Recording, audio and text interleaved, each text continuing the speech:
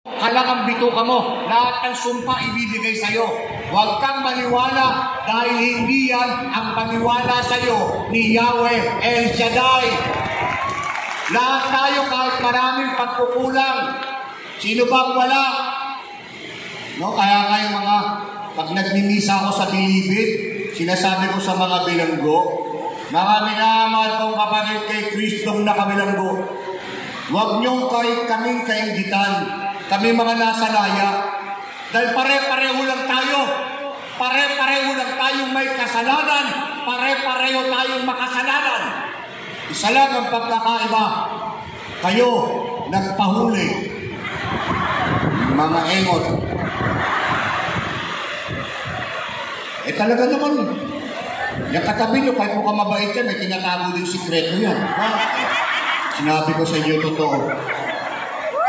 Sabi ni Brother Mike, tsak yun! Sabi mo sa katabi mo, alam ko may sikreto ka. 1, 2, 3. Alam ko may sikreto ka. Ay sabi, lalo ka na. Pati kayo, partner, lalo kami. Lahat naman tayo meron eh. Pero ang paniwala ng Diyos, pwede pa tayong magbago. Pwede pa tayong bumuti. Walang taong walang pag-asa dahil sa mga kamay ni Yahweh El Shaddai, mababago ang buhay natin dito sa mundo. Kaya tandaan, no? Pagkalog sa ating Panginoon ang mga bagay na kanyang inaasam. Alam niyo, ano ba talaga ang tinuturo sa atin ng batas na ito? Huwag kang magnanakaw. Pakiulit-ulit. Huwag kang magnanakaw. Simple lang siguro na tayong nandito ay irespeto ang tao at ang kanyang ari-arian. Yan lang ang simpleng tinuturo. To respect people and their possessions. Igalang natin yun. Dahil yun ay mga biyaya na tinanggap niya. Kaya nga, anong sinasabi? Anong sinasabi sa atin?